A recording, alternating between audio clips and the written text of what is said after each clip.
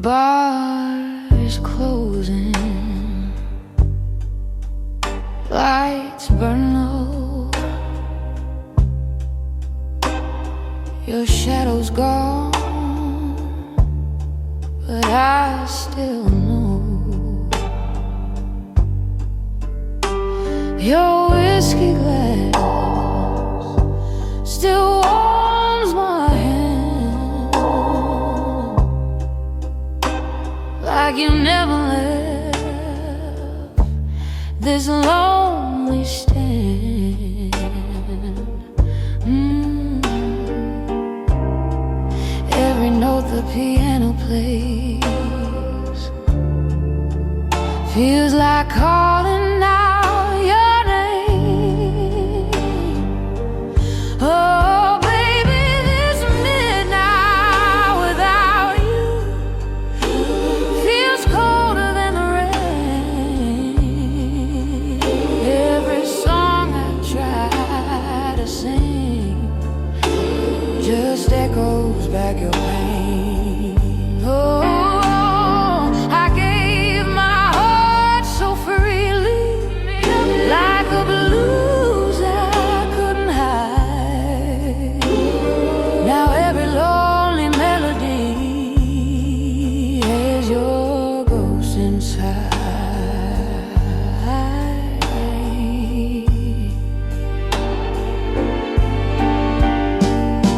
The jukebox hums a broken tune, just like my heart beneath the moon. Your memory walks these floors tonight, in every dim and fading light.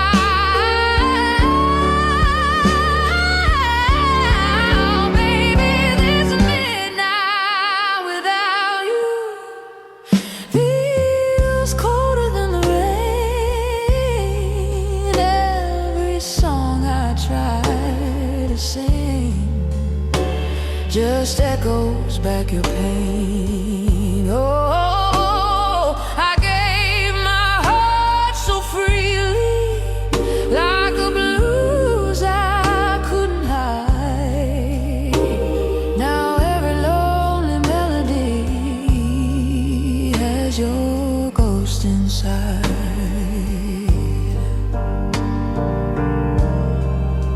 Maybe love was just a song that played too soft, too slow.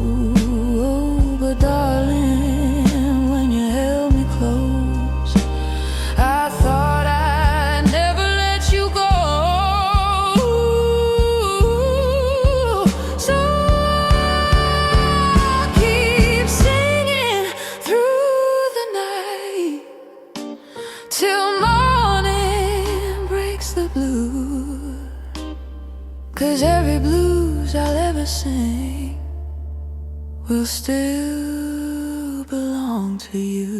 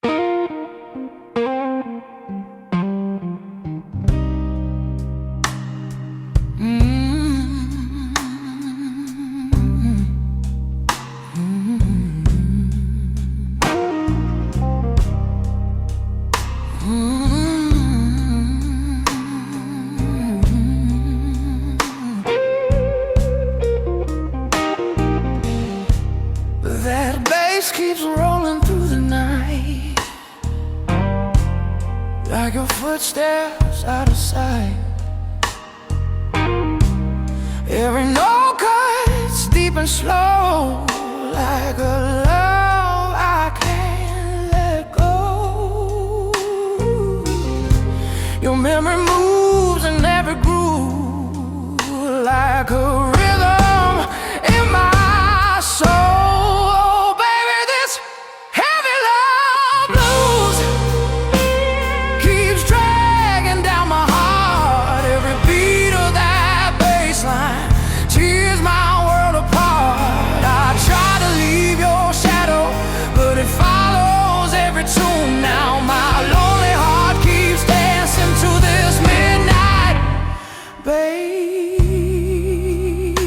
Blues.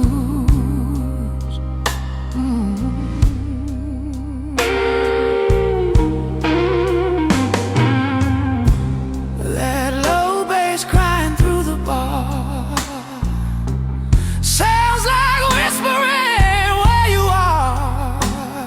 Every chord the guitar bends feels like love that never ends.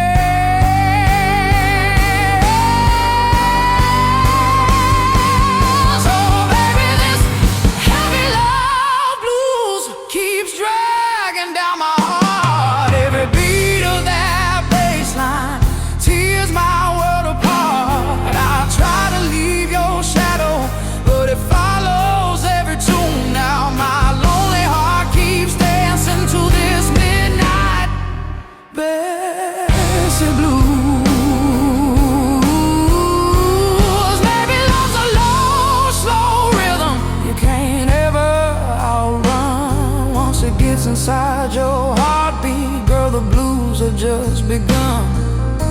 So let that bass keep rolling low. Let the whole world hear my pain, 'cause every blues I sing tonight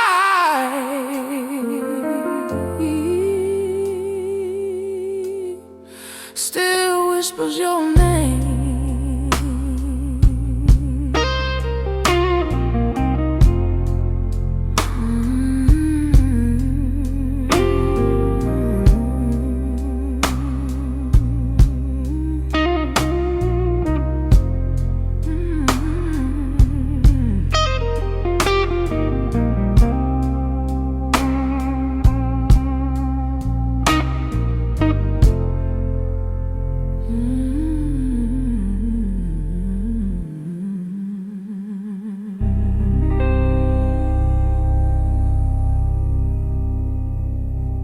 Ain't no use to sit and wonder why, babe, if you don't know by now. Ain't no use to sit and wonder why, it'll never do somehow. Oh, when your rooster crows out the break of dawn, look out your window and oh, I'll be gone. Oh, and you're the reason I'm traveling on. Don't think twice, it's alright. Ain't no use in turning on your light, babe, the light I never knowed. Oh, now it ain't no use in turning on your light. I'm on the dark side of the road. Oh, now I'm thinking and wondering, walking down the road. Oh, I once loved a man, a child, I am told. Oh, I gave him my heart, but he wanted my soul. Now don't think twice, it's alright. Ain't no use in calling out my name, boy, like you never done before. Oh, now it ain't no use in calling out my name now. here anymore. I wish there was something you might do or say, oh, to try and make me change my mind and stay. Oh, but we never did too much talking anyway. Now don't think twice, it's alright.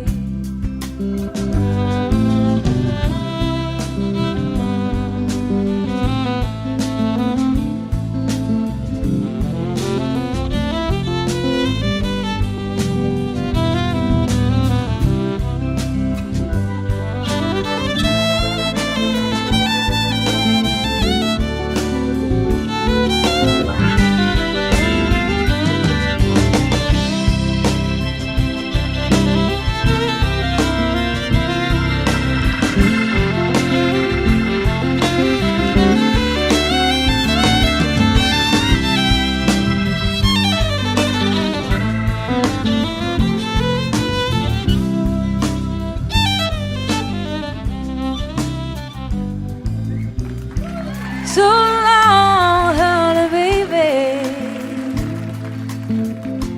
Where I'm bound, I can't tell. Oh, my goodbye's too good to wait now. So I'll just say farewell. And I ain't saying that you treated me unkind. Oh, you could have done better below. I should have known mine. Oh, you just kind of wasted all my precious time. Now don't think twice, it's alright. Oh, you just kind of wasted all my precious time. Don't think twice, it's alright.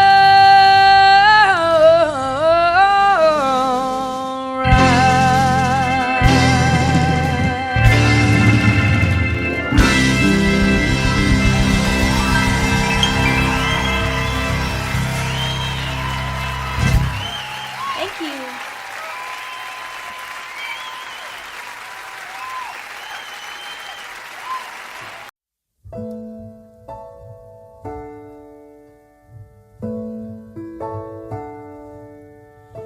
Ain't I got you on the back foot? And you know I got you really good. And there's something deep inside of me I got to be. And if you find it hard to follow me, if I lose you in my jet stream, then you only got to raise your eyes and see me fly.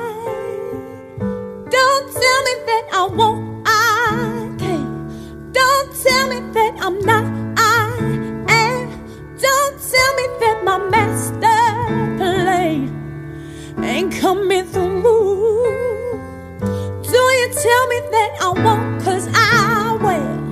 Don't tell me how to think, 'cause I feel. And yes, I know what's real and what I can do. Something that you won't see every day. A little girl who found her way through a world that's designed to break on love in your dreams. And if there's one thing I would say to you, is that there's nothing that you can't do. And yes, it's all about your attitude. Don't let them get to you. Do you tell me that I won't, I can't. Don't tell me that I'm not, I am. Don't tell me that my master plan ain't coming through. Now do you tell me that I won't, I will. Don't tell me how to think, 'cause I feel. And yes, I know what's real and what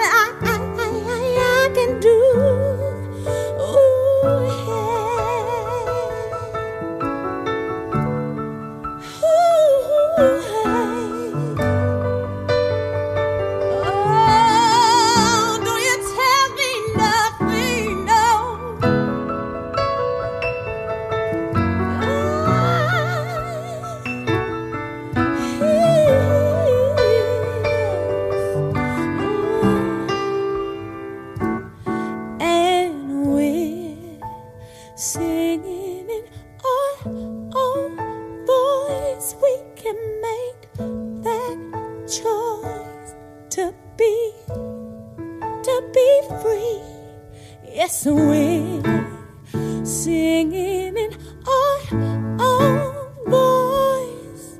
We can make the choice and be free now, to be free now. Don't tell me that I won't, 'cause I can't. That I'm not, 'cause I am. That my master plan ain't coming on through. It's coming on through. Don't you tell me that I won't, 'cause I will.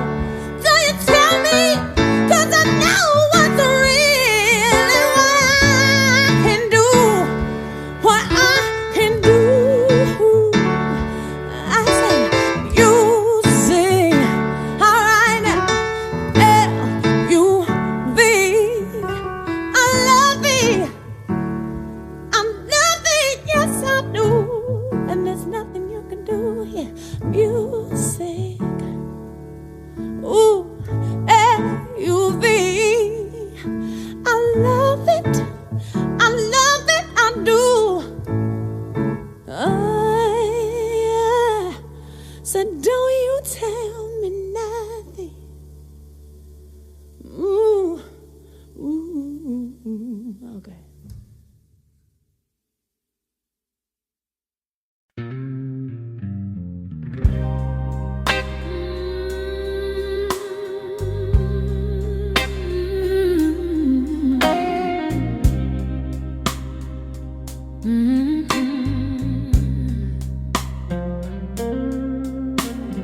Bass roll low across the floor like the love we had before.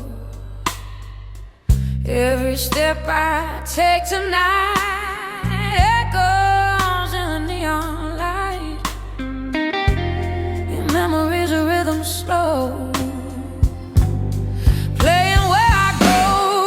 Oh, baby, hear that low bass cry beating through my chest. Every note reminds me you are my best. Now the night keeps spinning like an old blues tune, and my heart keeps falling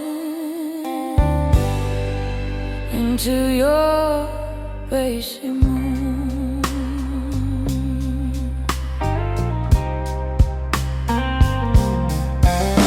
The guitar sings a broken line like your lips against mine.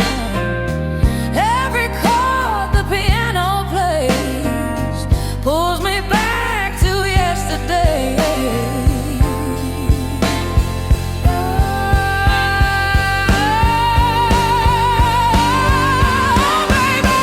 Hear that low bass cry beating through my chest. Every note reminds me you are my best. Now the night keeps spinning like an old blues tune, and my heart keeps falling into your bassy moon.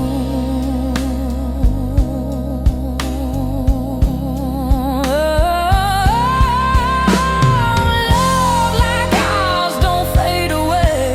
It just turns into the blues, and every bar I sing tonight still belongs to you.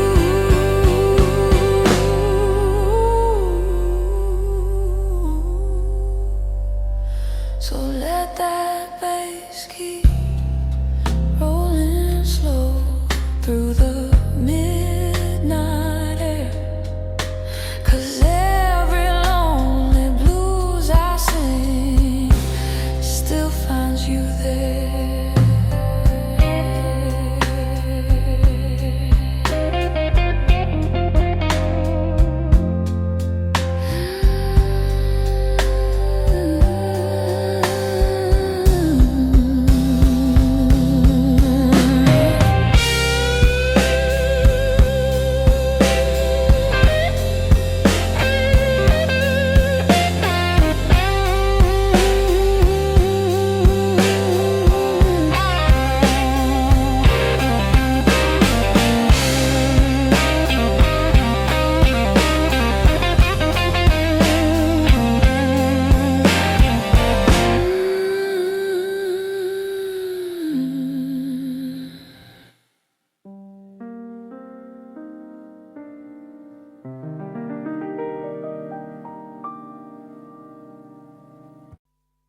Had dinner with him last The night. grey man. Oh, were you? Basher. Oh, Basher. He's fantastic. What a fine man. A fine musician.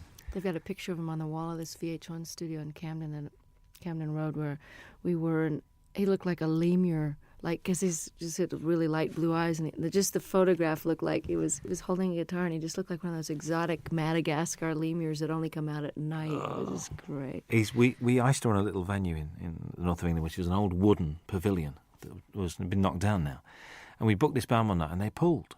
So the agent said, well, I've got this other band called Brinsley Swartz. Do you want them to come? Yeah. So we said, okay. So they turned up, and it was just brilliant. They went down a storm, and it was a really, really good gig. It was just amazing. Very, very good. Are we rolling? He's Okay. one of a kind, really. One of those people that you're just so glad he's around. Paul Carrick as well. Great guy. Well, Bonnie. We're still here with our same jobs. I knew you were going to It's say a miracle, isn't it? a live album. And about time too. Tell me about it. Yeah. Not from lack of wanting. Really? So why now?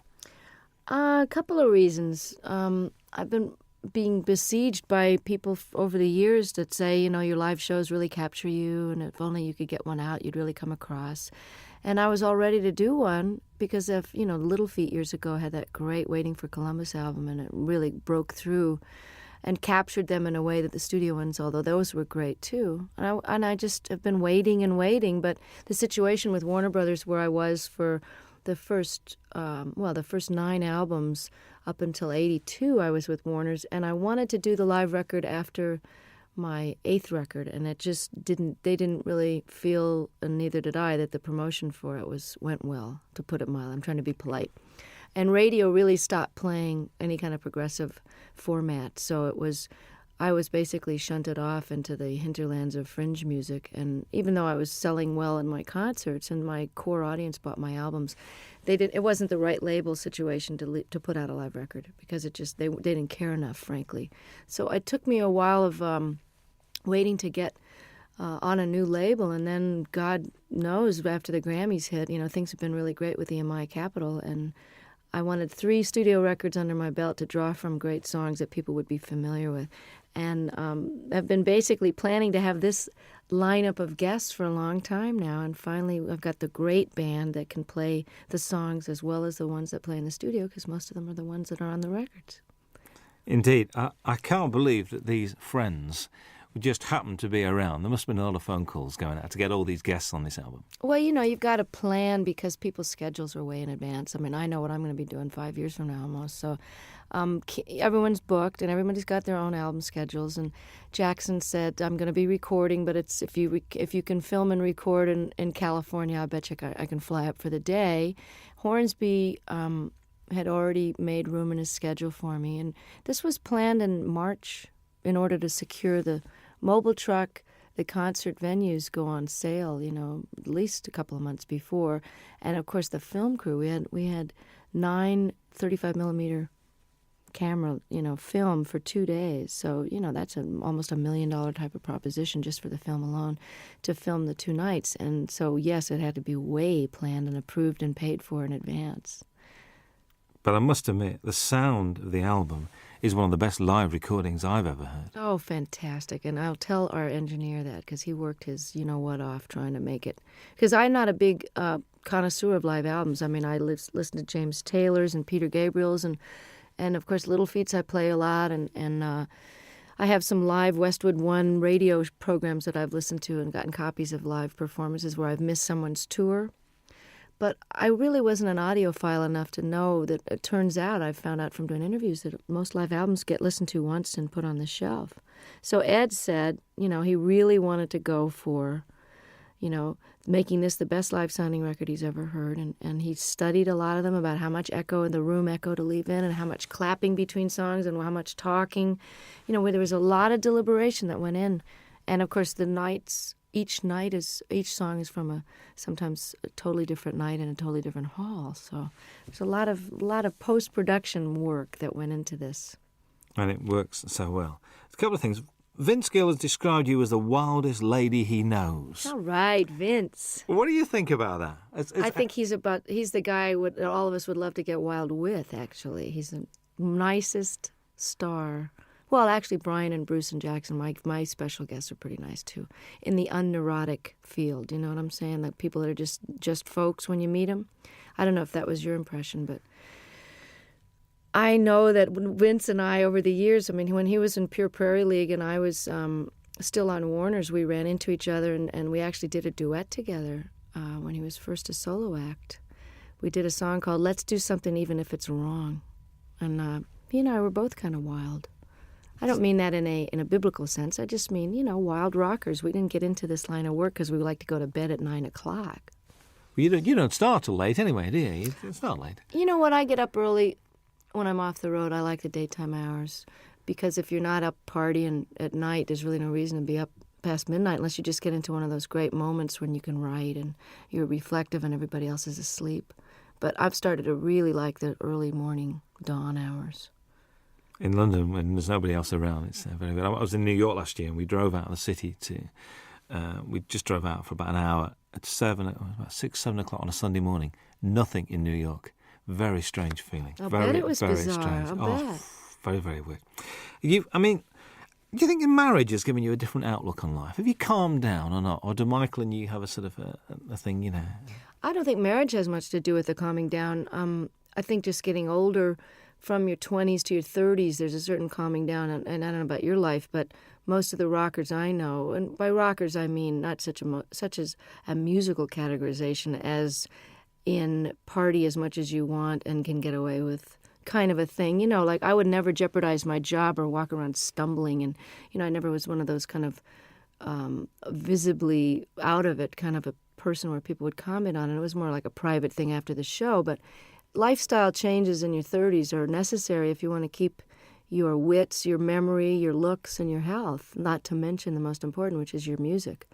So even though I never jeopardized my job, I think my effectiveness, how many hours of the day I was able to be productive, was starting to get affected by my extracurricular activities. So my calming down that way happened in my mid-30s when I kind of quit drinking and took up yoga and bike riding and doing all those things with the ravages of time so that you end up feeling more energetic and more able to do your gig and have more fun because it just isn't fun to feel bad, I mean, I know some people make a career out of it, but the feeling bad is for the young.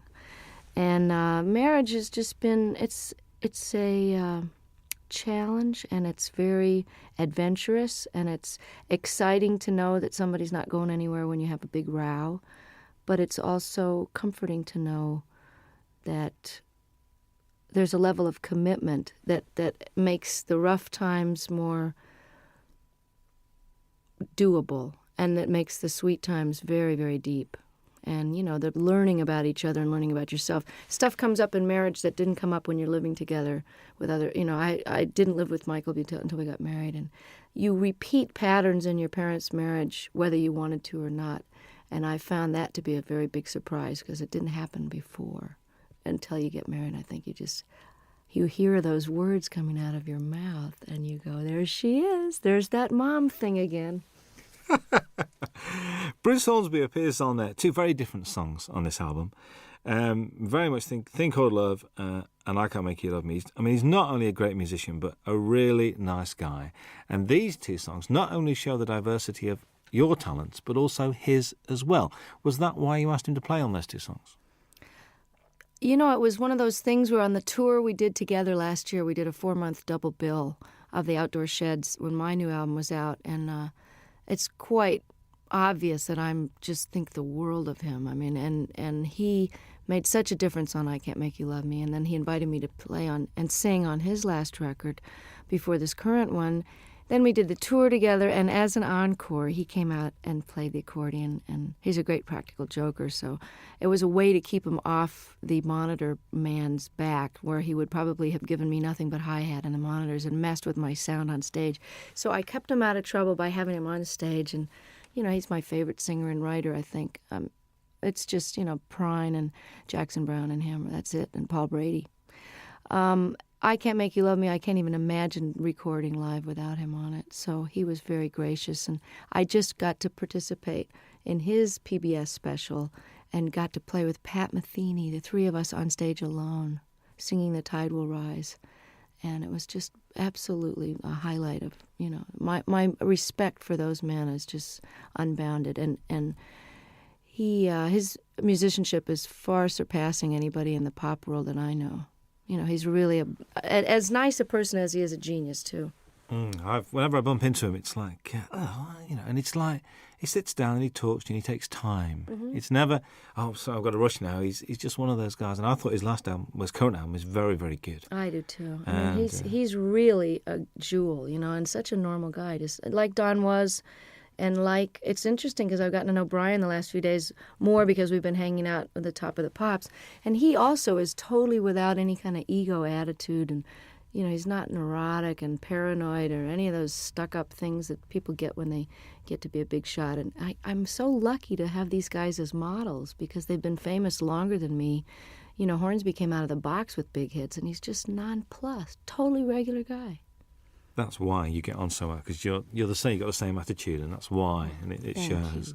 I reckon this record's great to listen to when driving. I mean, I've been driving around listening to this. I think it's brilliant. God, I'm so glad. It's so new that I haven't had reviews yet. So this is it.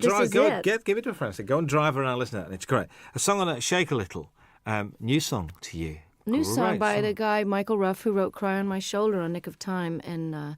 I listen to so many tapes of things where people have a cover letter that says, "This is so perfect for you. We've had you in mind," and then it's just dreck. So I appreciate the thought, but, I don't know whether to throw a bucket of water on them the next time I see them or just never answer their phone call. And then there's these jewels like Michael Ruff, who's a brilliant artist on his own and has never gotten the attention he deserves. And I think he's actually got quite a good career in Sweden going on for some reason. But he had 2 great records on Warner Brothers years ago, and the women are all mad for him because he's absolutely gorgeous. But what an unbelievable tune. I'm glad you mentioned it because I love it.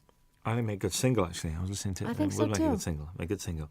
Matters of the Heart is haunting. I mean, that's one where I think you mentioned this capturing the audience. You could hear a pin drop in that auditorium.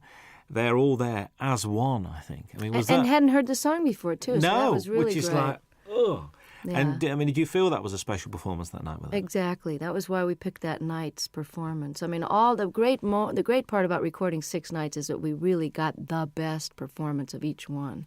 It was hard to choose sometimes, but there was always one that had that pathos and a unity of, whether it was a spontaneity or just not thinking about it. Everybody forgot about the tape, and the audience, for whatever, it's almost like a great meal or making love. There's just that one evening where it's that you're doing the same thing with your lover that you've always done, but it's just fitting and feeling perfect. And that this track has got a soulfulness to it, kind of a Ray Charles thing that, Michael McDonald is an incredible writer and singer. So the fact that to wrap myself around one of his songs like this is, you're as good as your material, and like I Can't Make You Love Me, this is one of those classic songs. I think what's nice about this record as well is it's not Bonnie Raitt's greatest hits live, which I'm so pleased about. It's a real, it's almost it's a comment and it's a reflection. Was that purposeful, the way you selected the songs? Yeah, and I'm glad to hear you say that. This is terrific that it's coming across, even in its shortened 1-disc version of the 2-hour concert. I mean, we were actually surprised, Don and I, when we had to narrow this down, that this played as well, and we almost like this order better than the ones with the extra 4 songs on it. I had no intention of doing a greatest hits, because why would somebody want to buy it? Well, I suppose they would want to have all those so-called hits on one record, but why not try letting the songs go out the way they've evolved over the last few years? I mean, Love Me Like a Man, I recorded in 1972, and the guitar solo is never going to be the same twice. And certainly Have a Heart and Love Letter and different songs from Nick of Time, all of these songs have taken on their own character depending on the tour that we play them. Each tour, everything gets a little shifted by the band members, because just to keep it interesting, but also they just grow. Tempos are changed, Have a Heart has a kind of a South African guitar part on it, and that's partly because I've got one of the greatest guitarists as a foil now, George Marinelli, who used to play with Bruce Hornsby. So I wanted to add something different to the older songs and give people, we got 6 new songs, so it's a little bit of everything. I think so. Charles and Ruth, I'm pleased they're on there.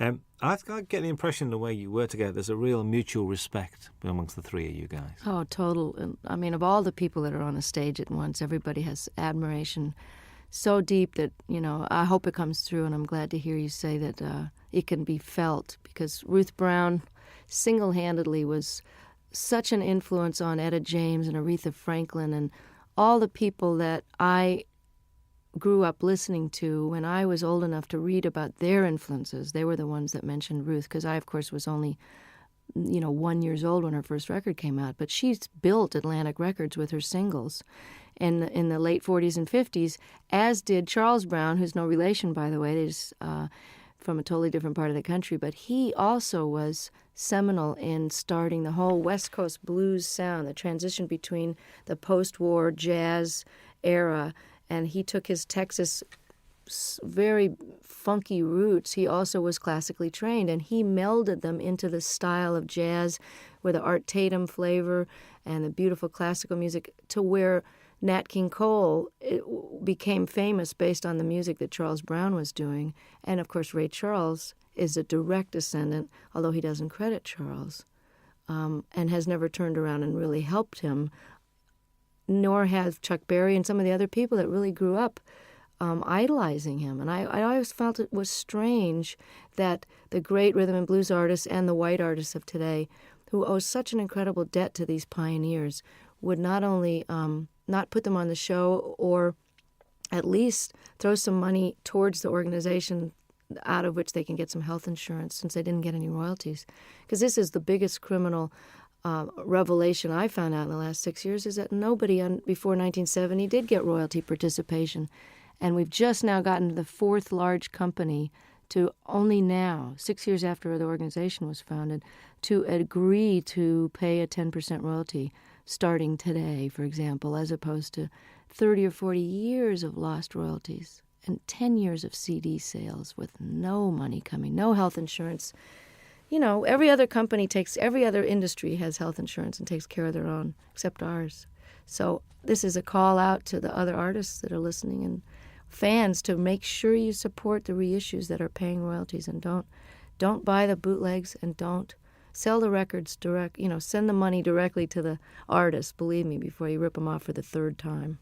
Absolutely. That's the Rhythm and Blues Foundation as well we're talking about. Yeah. Good to see blues on this. A fine tribute to Mississippi Frag McDowell. And I remember one night in the middle of winter going to Lancaster University, which is like in the middle of nowhere, because a friend of mine rang me up and said, "We've got to go and see this guy playing." I said, "What's it?" He said, "Mississippi Frag McDowell." I said, "OK, we'll go." Went along, there was 8 people there.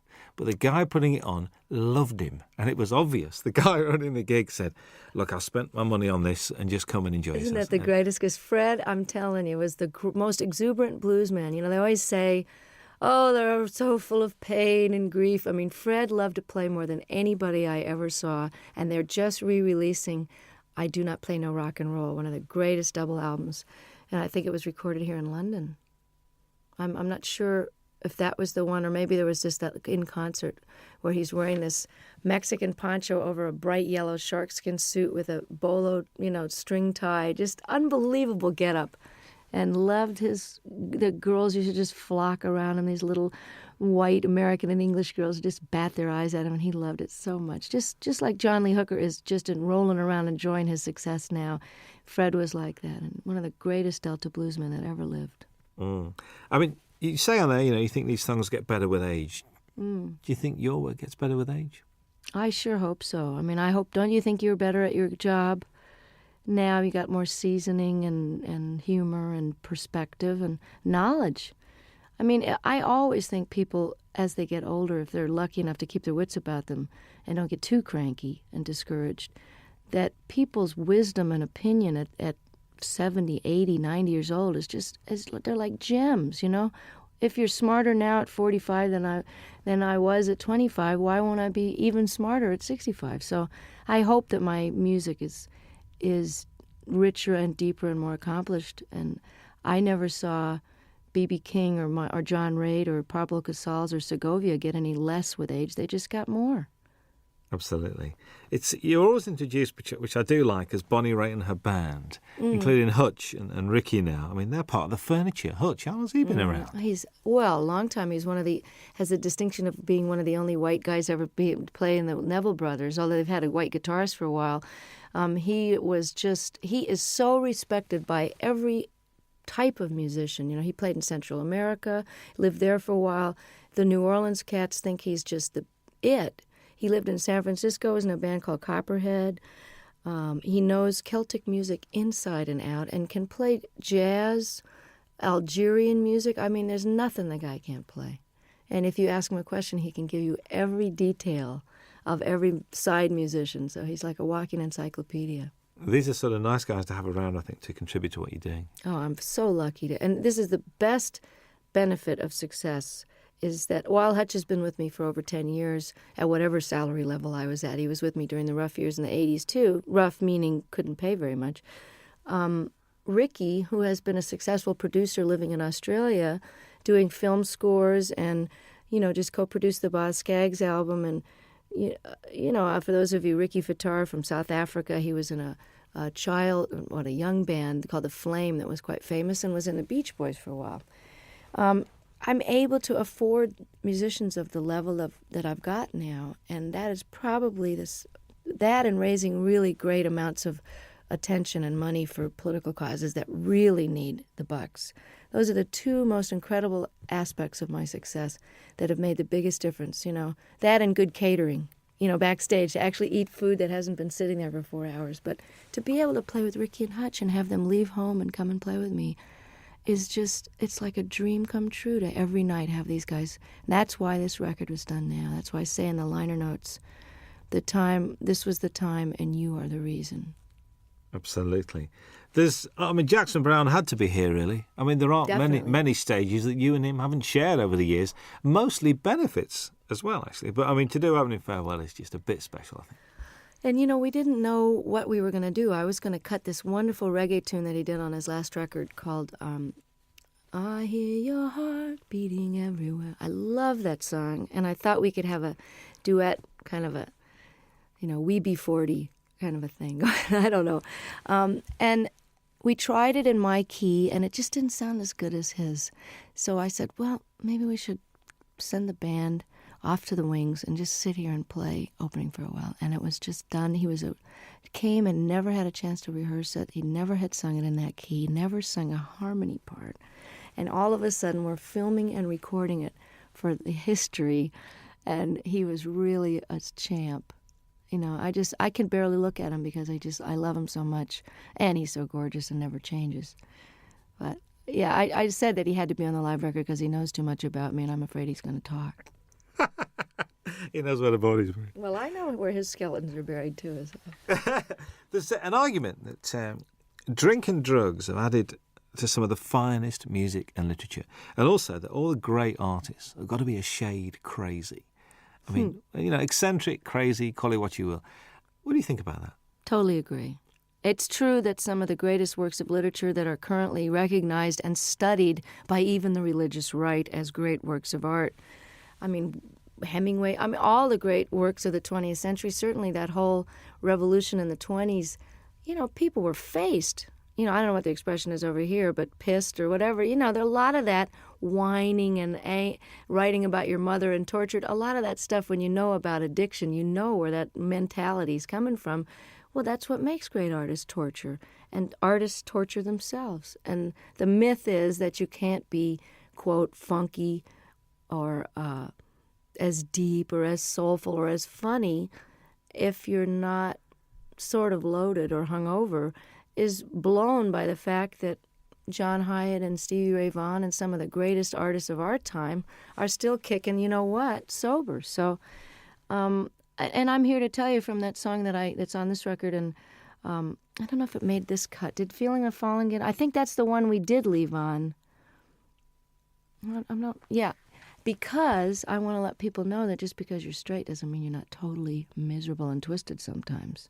And it's out of that angst and misery and longing, which is just part of being alive, which you feel more acutely when you're not anesthetized, that some of the most powerful stuff has come out of my guitar because it's excruciating to be awake. So it's just a different kind of art. If anybody thinks I'm not miserable, look again, And sometimes it's a lot easier to just toss a few back and forget about it, It's trying to be awake all the time that'll get you some good blues tunes. Most definitely. The old tortured theory goes out the window there. And there's this song with Bryan Adams. I mean, what's the story behind this? Did you call him or did he call you? Or if someone was to say to me, okay, you got a new album coming up, and, you've been on the road with Longing in Their Hearts, and you have this ballad here, and you found this Michael Ruff song, but you know what I'm really missing as a rocker? I just wish somebody that I really love would call me up. And, it was like the universe answered my prayer, and I get this phone call from Brian, who I haven't heard from for a few years, and he says, I wrote you this song with this woman, Gretchen Peterson. I hope you like it. It's on the way. I listened to it. It's like tailor-made, great lyrics, a tried and true topic, but done set in a very clever way. You need a rock, not a Rolling Stone. Simple, straight-ahead rocker. And then on top of it, his album was postponed, so as we got closer to the live recording, I went, oh, it would be really great, as if he could sing this with me. And he did. He said, I'm coming. I just can't believe it. It's like for all the blues people that I helped and all the obscure songwriters I've done songs and talked about over the years, to have somebody like him who is really huge over here in Europe where I can't get arrested really. And, for him, he'll be doing for me what I'm doing for Ruth and Charles. So without any compromise and just pure admiration and love and just love the guy's work so much, and I love him. And here I am getting to have this handed to me like Eric and Elton saying, hey, you want to be more known in Europe? We love you. Come on to the Wembley show. That's the payback, is that it all goes around in a big circle, and then I get more well-known, and I can bring Charles Brown over to Europe. So that's the way it works, Oh, that'd be very pleasant, actually. Very nice indeed. There's 3 songs that run together. There's Longing in Their Hearts, Love Sneaking Up on You, and Talking Heads, a storming version of that. All right. Were they the same night? Because they just run together. I think they are the same night, actually. But they were pretty slamming all. Sometimes we do Come to Me in the Middle, which we didn't have room for on the record. But again, you can get it on import probably.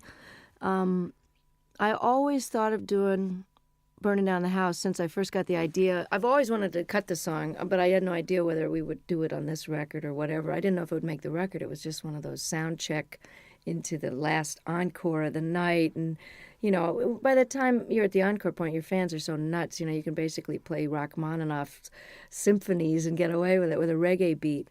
But I love Talking Heads. I love this song. Always heard it with slide guitar. And it's very similar in the clavinet part to Love Sneaking Up on You. So I had them as a segue, like half of Burning Down the House into Love Sneaking Up on You.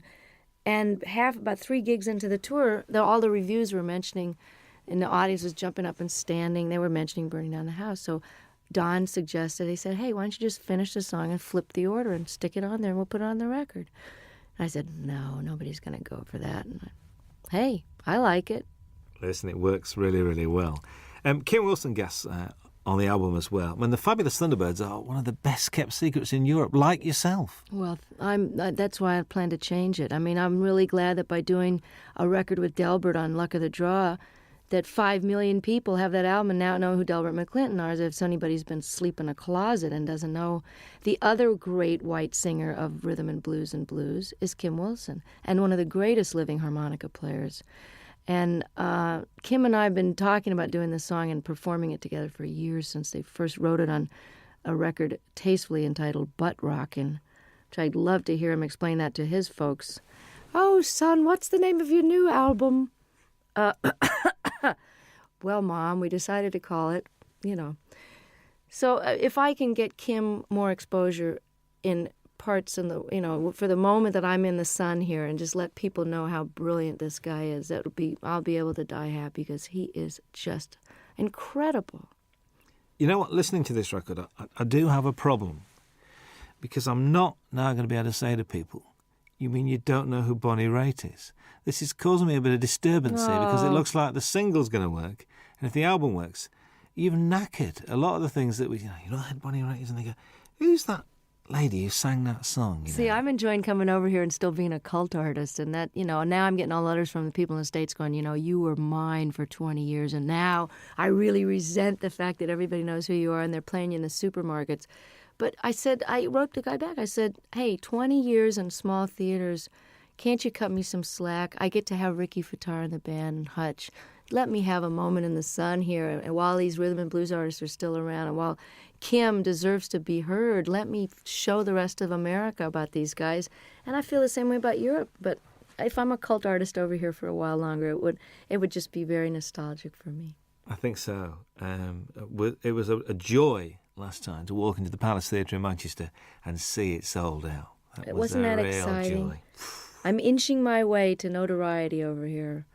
And, I'm really thrilled that this record, that you think it's great, because I'm so proud of it. I mean, it took me a long time to get these songs together, and I took a lot of care in the mixing of it and the choosing of them. And I think if you're coming into me new, that you'll be able to get a good glimpse of what it was like before and some of the blues stuff. And, I don't think anybody should be determined by their latest single. So, I'm not a singles artist. So if you've never heard of me and you hear the Bryan Adams track and you like it, check out the rest of it, because there's a lot of good people on there that deserve to be heard while they're still able to play. I think so. I think how anyone cannot be moved by Jackson Browne's version of Stay, I will never know. And I just sang on his new record. It's just fantastic. Oh, there's a bit of to and froing, because you're on John Hyatt's record as well. Yeah, I know. Well, that's how it works. We all love each other, and, I'm so thrilled that they want me to come and play and sing on their record. There's a great band out of New Orleans called the Subdudes, and I'm on their new record, and it's a fantastic record. Support act on the tour, actually. Oh, that's right. If you got there early, That's right. They were over here in England. It's true. That's right with you. How's the songwriting going? I mean, we've been progressing. We've had like 3, 4. We're getting there. I'm inching up there in the quantity. But one of the reasons I'm taking a hiatus is because I haven't stopped working either on the Rhythm and Blues Foundation or the different benefits that I've done and organized. My own touring schedule, making up for all these years I didn't tour outside the United States. I haven't had any time to write, so it's time to go live a little bit so I've got something to write about. Because honestly, writing about the catering in my room in the hotel is not going to make it for a topic. And getting any more personal than I did on the last record would be a challenge, because I'm just going to have to figure out and take a break so that it's done from inspiration and not out of obligation. So does this mean that, I know because you're not a winter person, so come sort of spring, are you going to be treading these shores? I'm hoping to have the first break from touring in 25 years after this live record. I was doing this now, and I did a record with my dad, and it's out on Angel Records with a 42-piece orchestra. We did 3 songs together. It was just great fun. And I feel like I've done my bit with Charles and Ruth and Kim and done my major opus here, and it's time to take some time for me, because if you don't fill up and take some time off, there really isn't anything else to say. And I honestly don't think I'm going to be touring this next year unless for some ungodly reason, or perhaps truly godly reason, this record with Bryan and this record takes off in Europe, and then I'll be a brand new artist and come over and show people where it's really at. A brand new artist again? Yeah. Again. Well, I'm an overnight success, Robin, you know that. There's a description that I read, I'd like your comments on, really. After years of singing about broken hearts, faithless lovers and no good men, Bonnie Raitt entered the 90s at the peak of her already lengthy and impressive career. Has the 90s been good to you, do you think? Oh, yeah, definitely. I don't think you could argue with the kind of Cinderella story that happened to me when I just a lot of changes were made personally before the Grammys happened. But I think your 40s, while like as I was mentioning before, it's a little harder to be older and awake. It's also easier and more fun to be wiser. Does that make sense? It's easier because I know how to do things better, and I know how to handle stuff. I can handle my success. I can handle disappointments. I don't mind getting angry. I know that it's not going to last for 5 days. I'm just getting angry. So the process of growing up is happening now as it is for a lot of rockers, because it's just sort of a postponed adolescence sometimes until your 30s and 40s, and then that's when people settle down. So I've had a really great last 5 years. And I'm looking forward to another 25 and another couple of live records in the middle of those. Absolutely. Bonnie Raitt, thank you very much indeed. Nice to be back. Hi, this is Bonnie Raitt. Very happy to be with Robin Ross on your radio. I want to go to Dave, Scotland. Right. If we send him a tape, right, he'll do a 2-hour special. Wow. He's like a big supporter, isn't he? These guys are just, you know. Thank you, Dave. Thank you for the homeland, for the young girl who's found her way back to your shores any minute now. I'm threatening to show up for Hogmanay again. Again? Oh, well, tell people God. this time, will you? See, I'm the only one that remembered what happened those 3 days. The entire country was out of their minds. But the studio was. I'm coming back with a video camera because nobody in America believed it. You know, well, they had some sort of sponsorship. They had little bottles of booze on the table, and there was like 65-year-old people just totally clapping and yahooing it up, which is a little glimpse of what like a Crosby, Stills and Nash audience is going to be like in 20 years. You know, will be a bunch of old geezers singing, you know, just a song before you go. But they'll still be all applauding. And Sheena will be singing Morning Train, and me and Brady will be out there on walkers singing Thing Called Love. Yeah, I found another Brady Buncher. Curtis Stigers is a Brady Buncher. Yes, he is. Curtis Stigers is a Brady Buncher. I found somebody else as well. You know, guess who cut Paradise Is Here? Cher. Heard it from Brady's lips today. I'm not kidding. That'd be great. Let's find it right now. Really? So that must be this new album because she's done the Mark Cohn Walking in Memphis. That's the single. So it'll be on the same album. Well, it's good. I'm glad that she's going to get them some wider attention, you know? Brady's record was great, wasn't it? Mr. Cummings won't know what's hitting. He won't know what to do. I know. He's great. I'll ring him up. I really wanted to do that song too, but Tina had already done it. I think that Cher track's coming out for Christmas as a Christmas single. Paradise Is Here? Well, that's good. I'm glad. I mean, I don't know who produced her, but I hope it's great. My engineer's producing Anne Murray's new record, which should be great. All right. Yeah, she's terrific. When I call you up. Remember when she did that? She wouldn't do an acoustic, would she? She should have done. She wouldn't do an acoustic for us. She's doing one now. Hello. I'll come in here and do one. Yeah, we had John Hyatt. John Hyatt did 2 songs. Did he? Yeah, John did 2 songs. Finn did 2 songs, did they not? Which did Neil and Tim Finn. They just told me to come and talk. They did Weather With You, and they did... Nobody asked me. We'll ask you. Anywhere, anytime. You could play the national anthem and we'd listen to. You know that. So, I'd play your national anthem. It'd be interesting. Yeah. It'd be good. Good. So you're going to Scotland on this break? You're gonna try I want to. I was threatening to go to Ireland or Scotland over the weekend, but I'd like to come back when the days are longer, because it's too hard to come over here and have it get dark at 4. Yeah. Not unless you. Especially over that way. You know what I mean? If your nighttime hours can be more productive, but I want to be able to see stuff. You know. Yeah. You were going to go around Ireland last time I spoke to you. You were going to visit Ireland. I did it once a long time ago, and I want to do it again. I may do it over the weekend. Just get down the country and see part of it. I did get a whole week in there. I did get a week in Scotland, a week in Ireland back in 91, right after the Grammys. Randy Newman's on Jules Holland on Tuesday night. You should get him in here. I'd love to. With Warner's, you see, Warner's a bit strange. So my best man when I got married is head of promotion at Warner's, and he won't let me do any interviews. He said, I leave it to the regional people. I said, but we're getting like 50 stations. Great. I know. Faust is a great record. Lovely man. When's Bonnie Raitt on later? Call Peter Asher and tell him I told him that he should do it. Tell him who you talked to. Tell him all the people you talked to and how many stations we're going to start. Just call him we directly. Got you on. Did we get 50 last time? Peter and Gordon. Tell him you're a Peter Gordon fan and call Peter Asher. Remember Peter and Gordon? I actually That's went Peter to see Asher. Peter. He's he Randy's used to manage manager. 10,000 Maniacs as well, didn't he? Yeah. He manages Little Feat, and now he's head of Sony. I think that's right. I forgot. He got a new job. My former manager is head of Atlantic, then head of Warner's. Now he's head of Mercury. Moving around. We're gonna fire you. Here's $30 million. Get out of here. Oh God. Now you can pay the musician. Here's another label. Could you sign that for me, please? Are you kidding? Thank you. I've got a shiny one because you haven't got shiny pens, have you? Can I have that on tape, please? And you haven't got Robin Ross has a shiny one. Thank you. Could you sign it for me?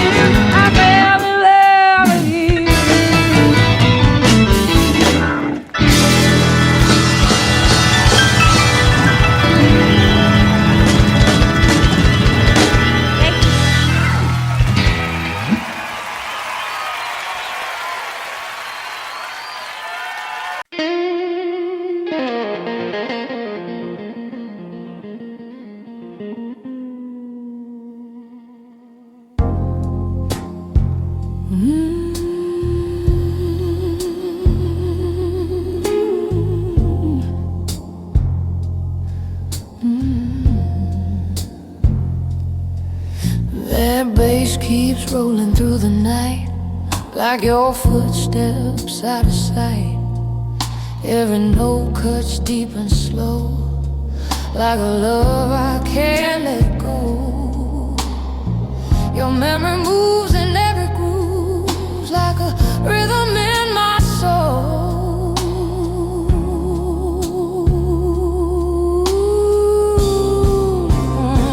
Oh baby, this heavy love blues keeps dragging down my heart. Every beat of that bass line tears my world apart.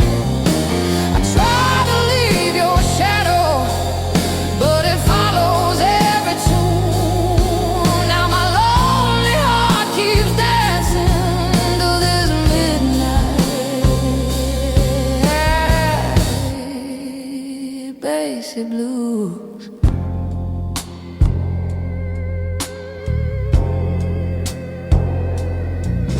That low bass crying through the bar sounds like whispering where you are.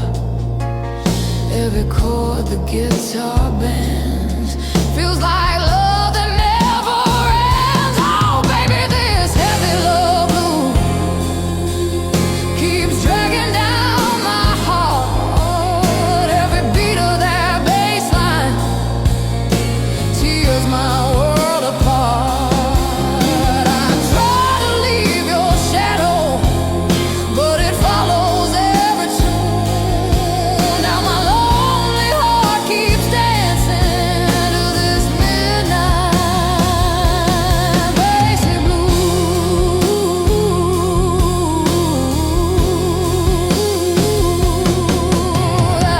Maybe love's a low, slow rhythm you can't ever outrun. Once it gets inside your heartbeat, girl, the blues have just begun.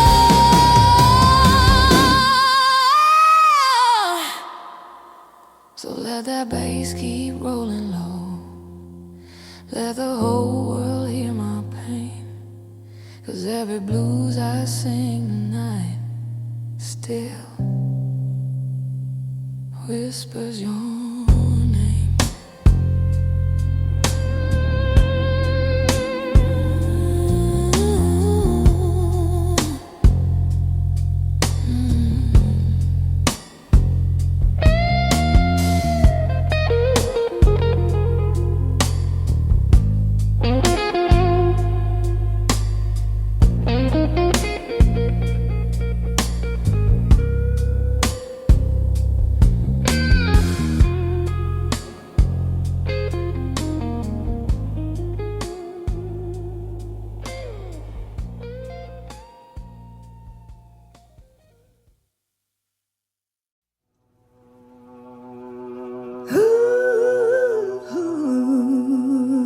Yeah.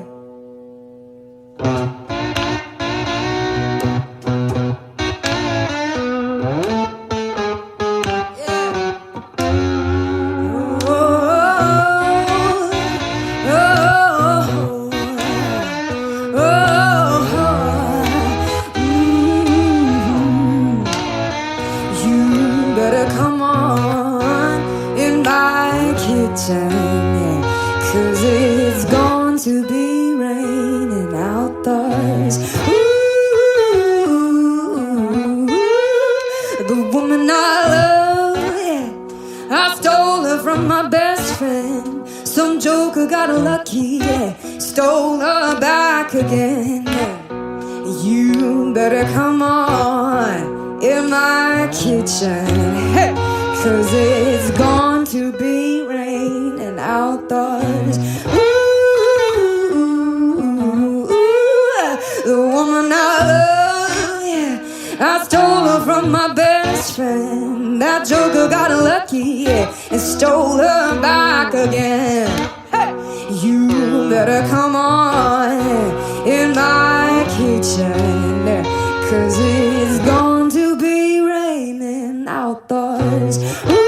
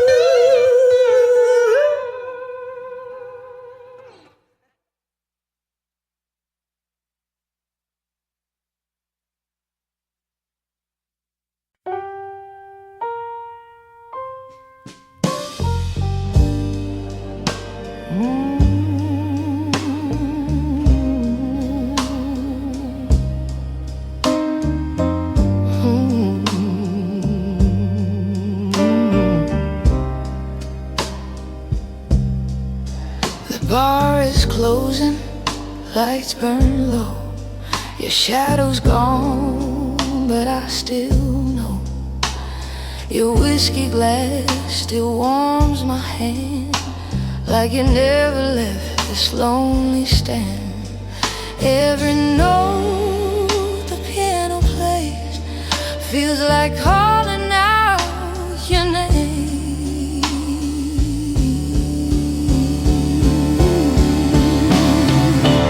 Oh baby, this midnight without you feels colder than the rain.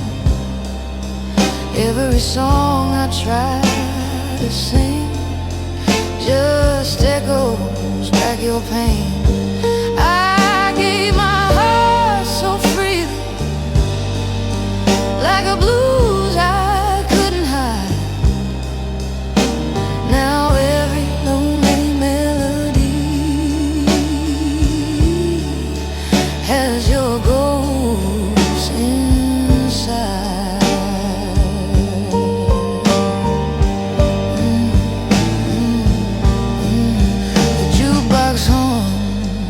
Broken tune, just like my heart beneath the moon.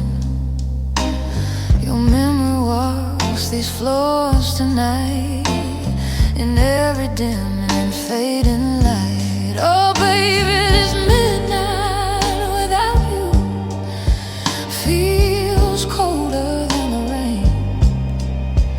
Every song I try to sing just echoes back your pain. I gave my heart so freely, like a blues I couldn't hide. Now every lonely melody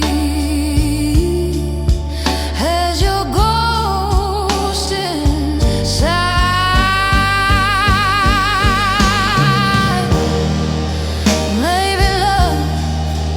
Just a song that played too soft, too slow, darling. When you held me close, I thought I'd never let you go.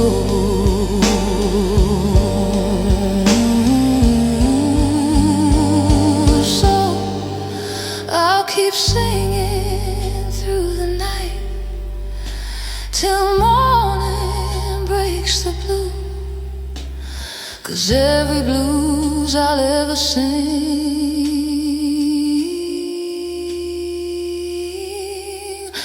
will still belong to you.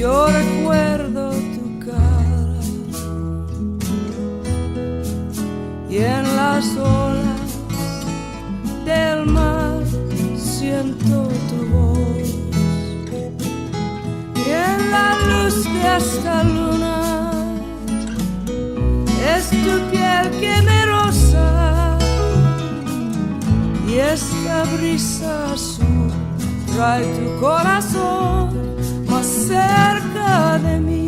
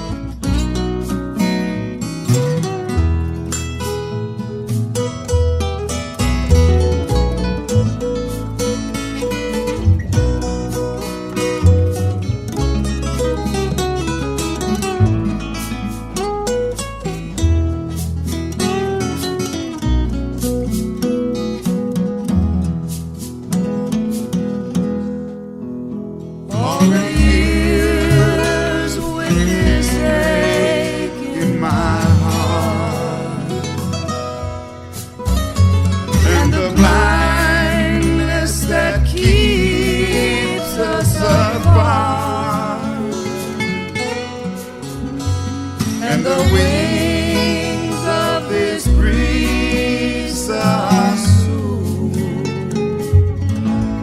will sing me to you.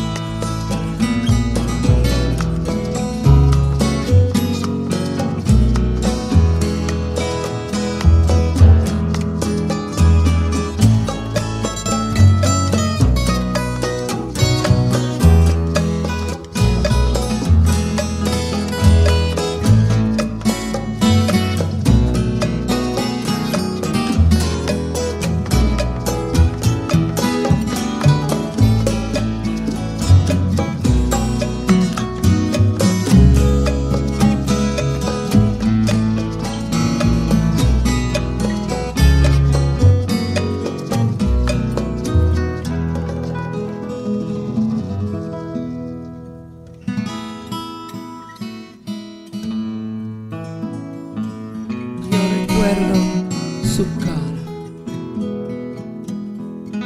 y en las olas del mar yo siento tu voz y la luz de esta luna es tu piel que me rosa y este brisa azul trae tu corazón más cerca de mí. Esta brisa azul trae tu corazón más cerca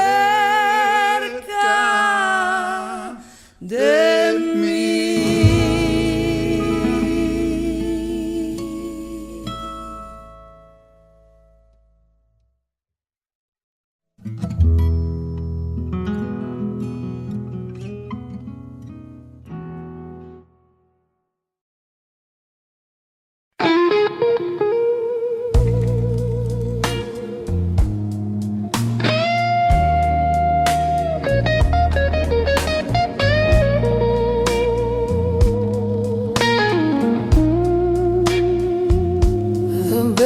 Rolls low across the floor, like the love we had before. Every step I take tonight echoes in the neon light. Your memories, a rhythm slow, playing where I go. Oh, baby, hear that low bass cry beating through my chest. Every note reminds me you were my best. Now the night keeps spinning like an old blues tune, and my heart keeps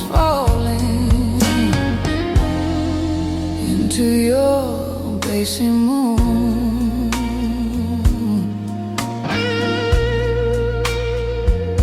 That guitar sings a broken line, like your lips against mine. Every chord the piano plays pulls me back to yesterday. Oh, baby, hear that low bass cry beating through my chest.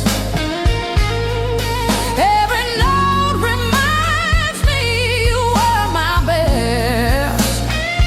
Now the night keeps spinning like an old blues tune, and my heart keeps falling